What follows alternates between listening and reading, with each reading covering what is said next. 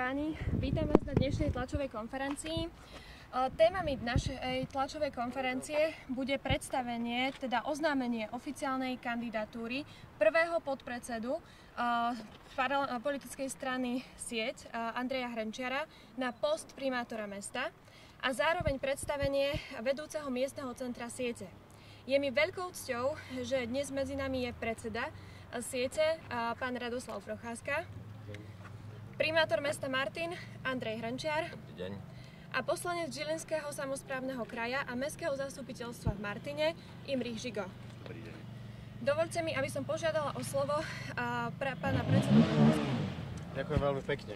Mne je cťou aj potešením, že v slávnom a veľmi významnom meste Martin môžem predstaviť ako oficiálneho kandidáta Siete pána primátora Hrnčiara. Dostaneme sa potom aj k ďalšiemu programu. Ja chcem povedať len veľmi osobne a neformálne ku kandidatúre pána primátora Hrnčiara, ktorý sa samozrejme vyjadrí aj sám, že toto je mesto, ktoré má svoju slávnu históriu a má veľmi významné miesto v dejinách slovenskej štátnosti. A zaslúži si rovnako významnú a slávnu budúcnosť. A myslím si, že Andrej Hrnčiar je človek, ktorý tomu môže veľmi výraznou mierou prispieť. A ja som presvedčený o tom, že to bude kompetentný a poctivý richtár, taký, akým bol doteraz. Richtárskú prísahu bude samozrejme skladať takisto, v ktorej budú obsiahnuté nielen tie všeobecné záväzky smerujúce ku kompetentnej a poctivej správe mesta, ale aj ku konkrétnym programovým prioritám na ďalšie primátorské obdobie. A ešte si potom vezmem slovo, ale bol by som rád, keby aj pán primátor k tomu povedal svoje. Takže príjemný dobrý deň, vítam vás aj ja na dnešnej tlačovej konferencii.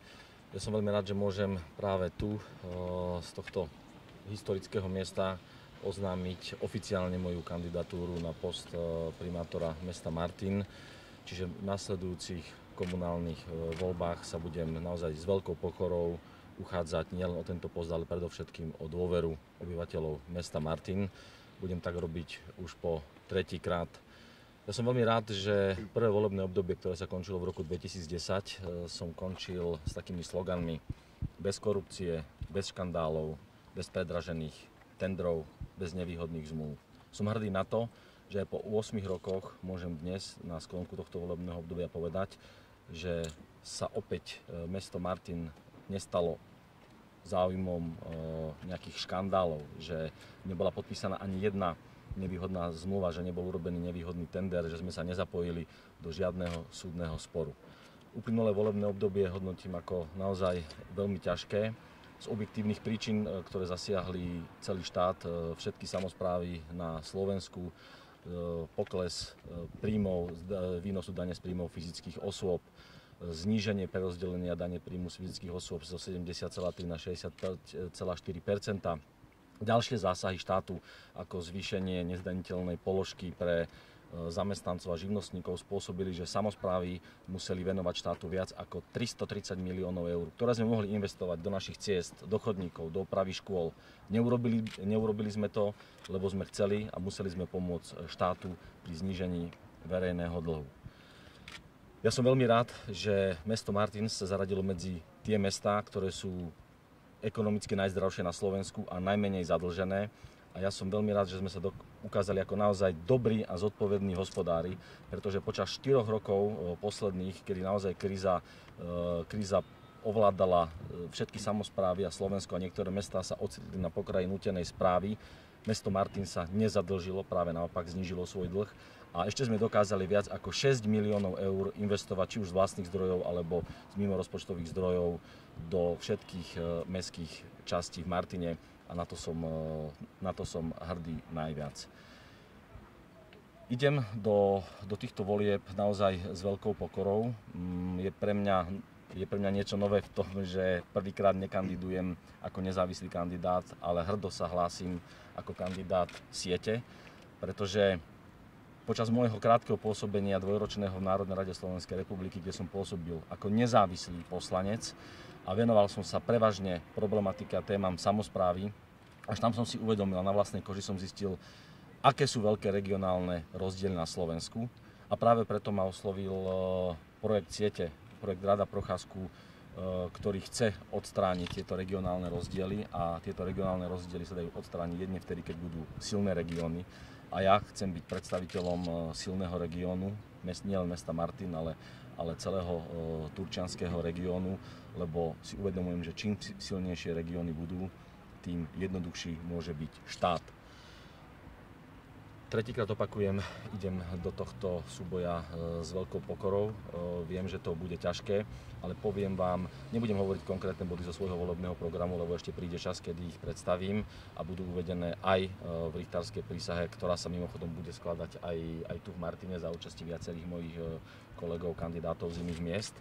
Ale taká najväčšia moja motivácia je vyhrať boj, ktorý sme začali viesť proti finančným skupinám, proti ľuďom, ktorí sa skrývajú za cyperské spoločnosti a využili situáciu, kedy sa dá ovplyvniť justičný systém v našej krajine a dokázali zvrátiť to, že sme 4-krát vyhratý spor jednoducho prehrali.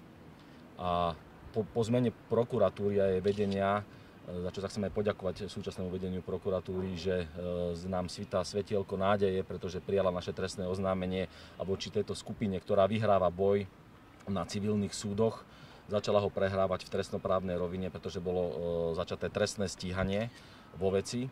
A keby sme tento spor prehrali, tak mesto Martin bude na dlhé roky v nútenej správe a zasiahne to každého obyvateľa mesta Martin. Ja sa tento boj nebojím vyhrať, práve naopak, teším sa na tento súboj a budem robiť všetko preto, aby sme boli v tomto súboji úspešní. Druhou takou motiváciou je, že v novembri ako prvýkrát v histórii mesta Martin je vyhlásené miestne referendum, kde chceme, aby ľudia mali možnosť priamo sa zúčastňovať na správe vecí verejných, to je jeden z princípov transparentného mesta, a majú priamo možnosť si vybrať investičnú akciu, ktorú by chceli v našom meste prioritne urobiť. Či už je to výstavba kabíny na Martinskej hole alebo rekonštrukcia Vajanského námestia. A aj keď referendum nie je právne záväzné pre mestské zastupiteľstvo, ja chcem byť garantom toho, že presvedčí mestské zastupiteľstvo, aby sme rešpektovali, ak dostaneme šancu, výsledky tohto miestneho referenda. A tretia motivácia je zodpovednosť. Je zodpovednosť voči mojim kolegom, ktorí tu odviedli naozaj skvelú 8-ročnú prácu, ale hlavne zodpovednosť voči obyvateľom mesta Martin, pretože keď počúvam, čo kandidáti, ktorí už ohlásili svoju kandidatúru, sľubujú, nesplniteľné veci, ktoré nie sú v právomoci primátora, veci, ktoré by dokázali negatívnym spôsobom ovplyvniť mesto Martina, zadlžiť ho a dotknúť sa tak budúcich generácií, je toto vrcholne nezodpovedné a je mojou povinnosťou tieto veci napriamo pomenovať a povedať ľuďom pravdu. Takže toto sú také tri moje motivácie, s ktorými idem do nasledujúcich volieb. By som predsa len ešte dve vety k tomu povedal, lebo my s pánom primátorom Hrnčiarom sa samozrejme bavíme na rôzne témy, ale vždy, keď príde na debatu o tom, čo sa deje v Martine, čo tu treba urobiť, čo sa podarilo, kde ešte treba pridať, tak vtedy dostane takú zvláštnu iskru do oka, vtedy tam je taký ten veľmi silný zápal, až by som povedal, že nadšenie. A mne z toho vychádza to, že pán primátor žije so svojím mestom, ale aj tak vnútorne, mentálne, citovo, že mu na ňom strašne záleží. A podľa mňa to je známka dobrého richtára, že žije nielen v tom meste, ale žije s ním, záleží mu na ňom a zaoberá sa ním vždy, pri každej príležitosti, vždy sa k tomu vraciame. A to je vec, ktorú si myslím, že má Andrej Hrnčiar veľmi silne prítomnú.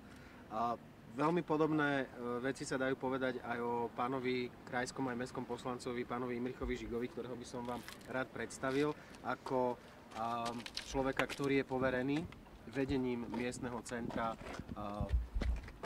Martin s územnou jurisdikciou pre okresy Martin a Turčianske Teplice.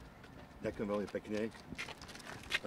Ja som na ostatnom predsedníctve strany SIET dostal dôveru viesť toto regionálne centrum pre Turiec, teda pre tieto dva okresy Martin a Turčianske Teplice. A ďakujem pri takejto veľkej príležitosti ako ohlásenie kandidatúry, opätovnej kandidatúry Andreja Hrnčiara, že som teda mám možnosť byť predstavený ako regionálny zástupca strany SIET pre tieto okresy. Turčiansky gazda siete. Tak. Ďakujem pekne.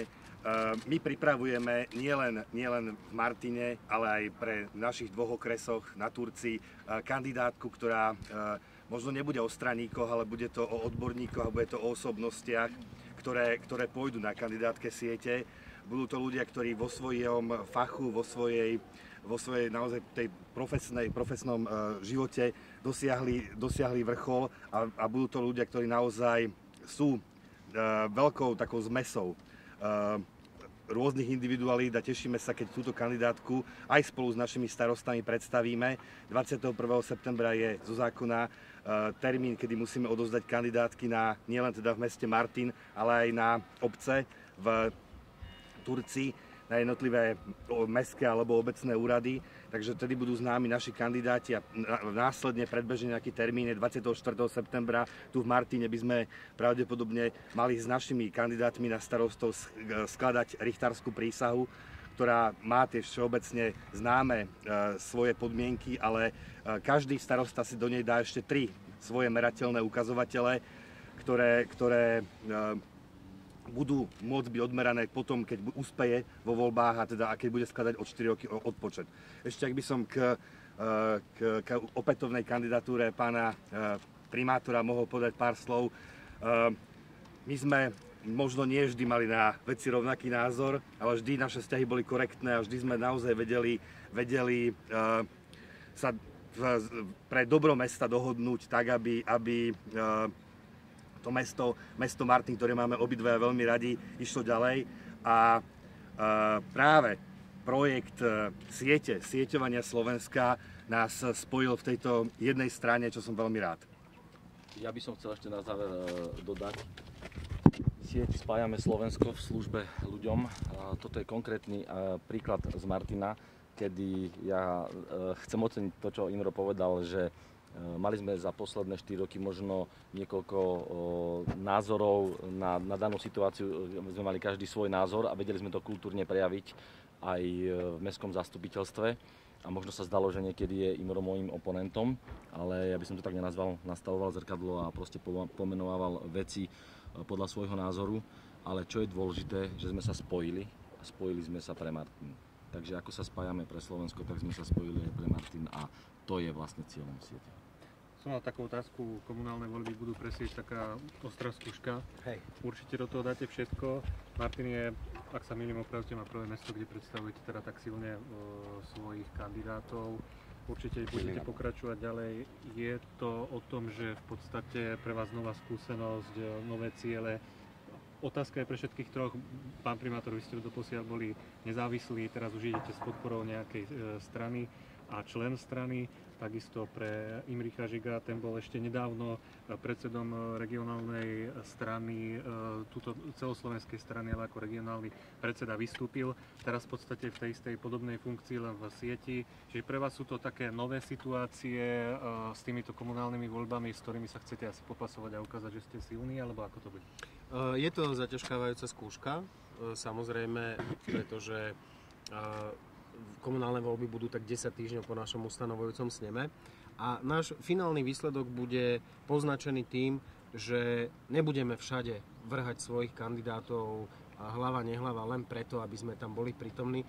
Naozaj potrebujeme v týchto komunálnych voľbách potvrdiť ten étos, s ktorým sa o poverenie do služby chceme uchádzať aj vo veľkých voľbách, a to je prinášať do verejnej služby aj nových ľudí, mladých, odborníkov, ľudí, ktorí nemajú za sebou 15-20 ročnú históriu v 3-4 politických stranách, ale naozaj novú generáciu pre verejnú službu. Čiže sme sa rozhodli oslobodiť sa od tej optiky, že len aby sme mali čo najviac percent v každej jednej dedine a sústrediť sa namiesto toho na kvalitu.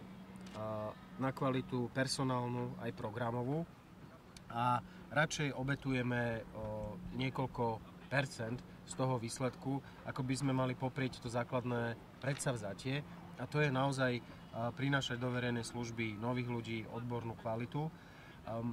A nielen Martin, ale aj iné mestá sú pre nás dôležité. Už sme predstavili kandidáta,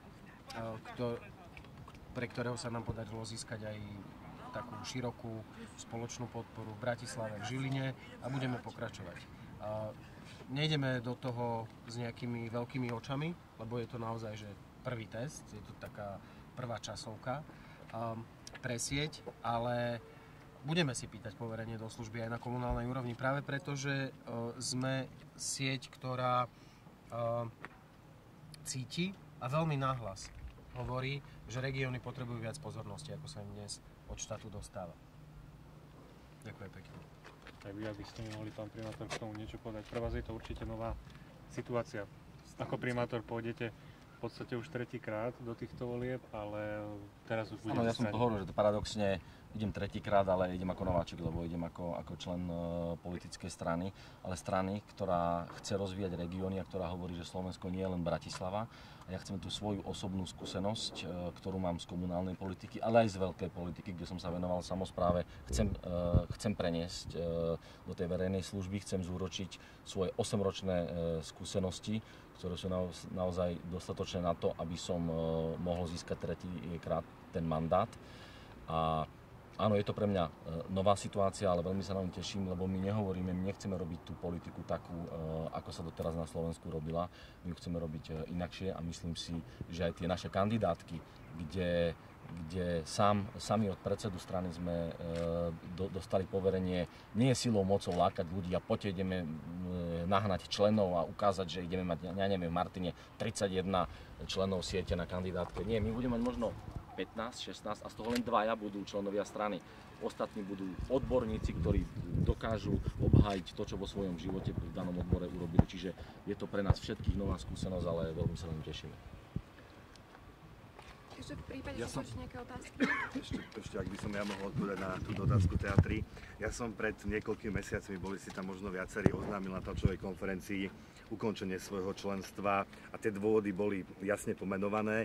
Ukončenie svojho členstva v SDK UDS. Nepáčil sa mi stav, v akom sa nachádzajú stredopravé strany a naozaj projekt siete a sieťovanie Slovenska je ten, ktorý ma oslovil a v ktorom vidím, že naozaj je budúcnosť práve v tejto časti politického spektra. Ďakujeme. Ďakujeme veľmi pekne. Pekný deň, dovidenia. Občerstvenie je Zuzka. Takže ak ja vás tam ešte pokope, tak mám pre vás tlačové správy, pre toho, kto má záujem. A samozrejme na vás čakajú aj na Mestskom úrade, kde v zasadačke číslo 103 je pre vás pripravené aj malé občerstvenie. Takže čakáme na vás. Tak sa tiež